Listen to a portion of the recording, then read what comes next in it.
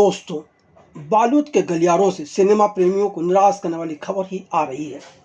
खबरों के अनुसार 79 वर्ष पुराना मुंबई स्थित आइकॉनिक फेमस स्टूडियो भी ध्वस्त होने वाला है और इस स्टूडियो में अब कैमरा एक्शन कट की आवाज़ें नहीं गूंजेंगी, बल्कि अब फिल्म और टीवी सितारों का यहाँ हर दिन आना जाना भी ठप हो जाएगा।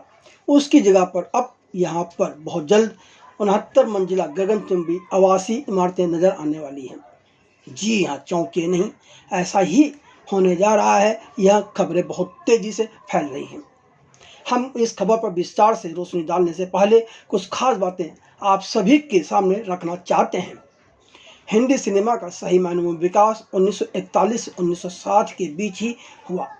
इस दौरान कई फिल्मकारों ने बेहतरीन गुणवत्ता वाली फिल्मों का न सिर्फ निर्माण किया, बल्कि सिनेमा के विकास और बेहतरीन फिल्मों के निर्माण के लिए सुविधाएं जुटाने पर भी अपना सारा ध्यान केंद्रित किया। तभी तो 1944 से मुंबई में फिल्म स्टूडियो स्थापित होने लगे।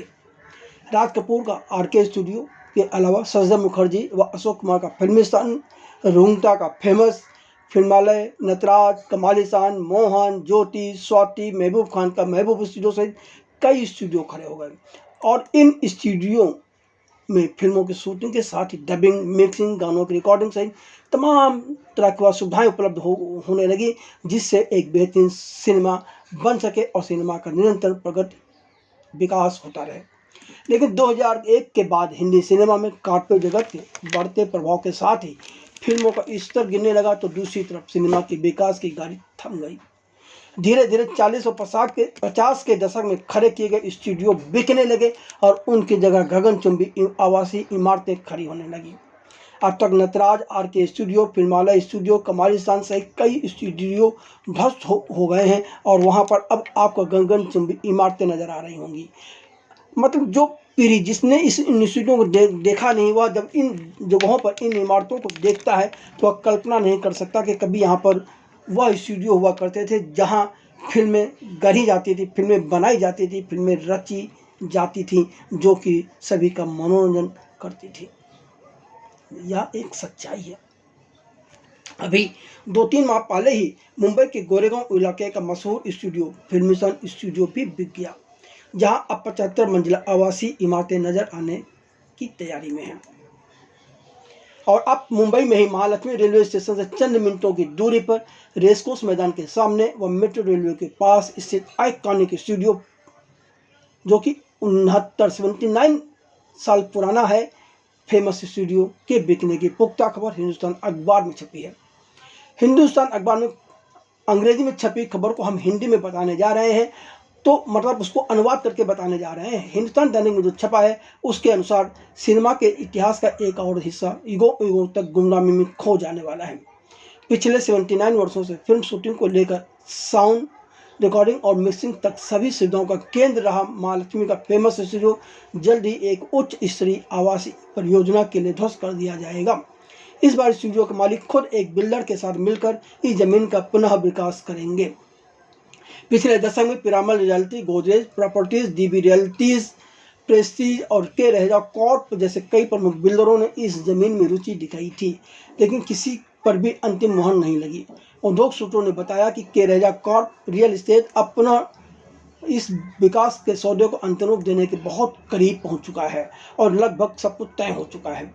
कंपनी के निदेशकों अरुण कुमार रुंगटा और चंद्रलेखा रुंगटा ने संपत्ति के विकास के लिए मुंबई महानगर पालिका को एक आवेदन किया है, जिसकी एक प्रति हिंदुस्तान अखबार के अनुसार उसके पास उपलब्ध है। इसके अतिरिक्त शहर की भूमिगत मेट्रो रेल के संचालक मुंबई मेट्रो रेल कॉरपोरेशन ने अगस्त 2024 में ही एक पत्र जारी कर इस बात की पुष्टि कर दी थी। यह आवासीय परियोजना विज्ञान संग्रहालय मेट्रो स्टेशन के करीब 500 मीटर के बफर जोन में आएगी। हिंदुस्तान अखबार की बात माने तो इसी जुलाई में MMRDC और फेमस स्टूडियो के बीच भी एक पत्र व्यवहार हुआ, जहां इसकी व्यवहारिकता और पर अध्ययन किया गया। निकटतम मेट्रो स्टेशन के साथ एक वेस्टिबुल कनेक्टिविटी के प्रश्न में भी सुझाव दिया गया था। इसलिए दोनों संस्थाओं के बीच एक समझौता ज्ञापन में जल्द ही हस्ताक्षर किए जा सकते हैं। अस्वीकृति की सूचना के लिए भी आवेदन किया जा चुका है। इस चीज़ों का एक प्लॉट का क्षेत्रफल लगभग 6,50,551 वर्ग मीटर है, जिसका अनुमेय FSI 1.33 है। रोड सेटबैक लाइन को घटाने के बाद शेष प्लाट क्षेत्रफल 5,59,697 वर्ग मीटर है। इसलिए अनुमेय निर्मित क्षेत्रफल 7,79,036 वर्ग मीटर है। अनुमेय FSI 0.83 का प्रीमियम, FSI 0.84 का TDR और रोड सेटबैक के विरुद्ध FSI 2.50 है। क्योंकि यह प्लाट ट्रांजिट ओरिएंटेड डेवलपमेंट के अंतर्गत आता है, इसलिए अधिकतम अनुमेय FSI 5 है, जिसके ऊपर 35 फंजिबल क्षेत्र की भी अनुमति है। इसलिए कुल स्वीकार्य निर्मित क्षेत्रफल 40,277.05 वर्ग मीटर या 4,23,538.55 वर्ग फुट है, जबकि भूखंड का क्षेत्रफल 7,002,9.03 वर्ग फुट है। BMC और मुंबई अग्निशमन विभाग को सौंपी गई योजनाओं के अनुसार यह परियोजना मिश्रित उपयोग करने वाली होगी। हालांकि इसका व्यावसायिक हिस्सा बहुत छोटा होगा, जबकि शेष क्षेत्र में आवासीय अपार्टमेंट ही ज़्यादा होंगे। अपार्टमेंट 9वीं मंजिल से शुरू होकर 6वीं मंजिल पर जाकर समाप्त होंगे। एक बहुउद्देशीय कमरे के साथ 3 और 4 BHK का संयोजन बनाने की संभावना है। प्रत्येक मंजिल पर महालक्ष्मी रेसकोर्स और अरब सागर के शानदार दृश्यों वाले 2 ऐसे अपार्टमेंट भी होंगे जिनकी कीमत सबसे अधिक होगी। जिस जमीन पर 79 साल पुराना यह स्टूडियो स्थित है, उसे तत्कालीन बॉम्बे नगर निगम ने 2 जून 1944 से इस स्टूडियो के संस्थापक JB रुंगटा को स्थायी रूप से पट्टे पर दे दिया था। वैसे हिंदुस्तान अखबार की फेमस स्टूडियो से जुड़े लोगों से बात नहीं हो पाई है। उन्होंने सारी बातचीत जो भी उनके पास पत्र उपलब्ध हुए हैं उसके आधार पर यह खबर छापी है। 1946 में स्थापित फेमस स्टूडियो उस वक्त भारतीय सिनेमा और टेलीविजन की दुनिया में एक साहसिक कदम था। समय के साथ यह सैकड़ों कलाकारों के लिए अत्याधुनिक उपकरणों और विशेषज्ञ तकनीशियनों के साथ उत्कृष्ट कृतियां रचने का माध्यम बनता चला गया। फेमस स्टूडियोज को भारतीय सिनेमा में उनके उत्कृष्ट योगदान के लिए दादा साहेब फाल्के और इंडियन मोशन पिक्चर एसोसिएशन द्वारा दर्जनों व कई तरह के अन्य पुरस्कार भी दिए जा चुके हैं, सम्मानित किया जा चुका है। फेमस स्टूडियो में क्रिएटिविटी, प्री प्रोडक्शन, प्रोडक्शन, विशेष production, audio video post production, visual effects, CGI उपकरण और स्टूडियो को किराए पर दिया जाता है। यहाँ पर टीवी विज्ञापन, फीचर फिल्में, वेब सीरीज, डिजिटल सामग्री वगैरह भी बनाई जाती हैं। यहाँ पर विज्ञापन एजेंसियाँ, फिल्म स्टूडियो के प्रोडक्शन हाउस, ब्रॉडकास्टर, म्यूजिक कंपनियों के भी ऑफिस हैं। इस स्टूडियो की इमारत के एक खंड में कई निर्माता, निर्देशकों और प्रोडक्शन हाउस के ऑफिस भी हैं। इसी इमारत की दूसरी मंजिल पर एक थिएटर भी है, जहां पर पत्रकारों के लिए फिल्म के प्रेस शो आयोजित होते रहते हैं। पर अफसोस अब यह हिस्सा युगों तक गुमनामी में खो जाने वाला है। यूँ तो फेमस स्टूडियो अप्रैल 2012 में भी बिक गया था।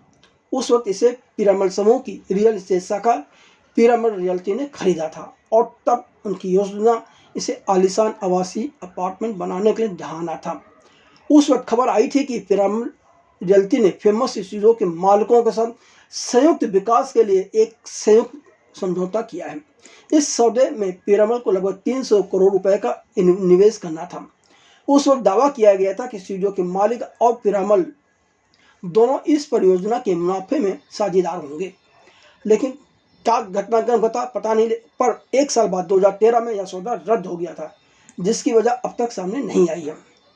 अब हिंदुस्तान अखबार में छपी खबर को माने तो के रेजा कॉर्प और फेमस स्टूडियो के निर्देशक रुंगटा के बीच पिछले 3 साल से बातचीत चल रही थी। बीच में यह बातचीत ठप भी हो गई थी, लेकिन 6 महीने के अंदर कुछ न कुछ ऐसे सकारात्मक बातचीत हुई है जिससे सब कुछ साफ तय हो गया और इस स्टूडियो का ध्वस्त होना तय हो गया है। हालांकि सौदे की जो रूपरेखा है उसकी कॉपी, उसकी प्रतिलिपि, उसकी सूचना किसी के पास नहीं है। कहा जा रहा है कि अगले कुछ हफ्तों में समझौतों के दस्तावेजों का पंजीकरण कर दिया जाएगा और क्रिसमस से पहले स्टूडियो को ध्वस्त कर दिए जाने की संभावना भी व्यक्त की जा रही है। बॉलीवुड के गलियारों में तो चर्चा गर्म है कि इसी साल क्रिसमस के आसपास गोरेगांव के फिल्म स्टूडियो और फेमस स्टूडियो दोनों को एक साथ ध्वस्त करने का काम शुरू किया जाएगा। देखना है कि फेमस स्टूडियो की तरफ से कब सच को सार्वजनिक किया जाता है। क्या कोई और संस्था या कोई दूसरा शख्स या फिल्मों के विकास के लिए फिल्मों की भलाई सोचने वाला व्यक्ति सामने आता है और फेमस स्टूडियो के साथ कुछ नई नीति अपनाकर कोई नया राह निकालकर इस स्टूडियो को बचाता है, या वास्तव में यह स्टूडियो हमेशा के लिए गर्त में समाने वाला है।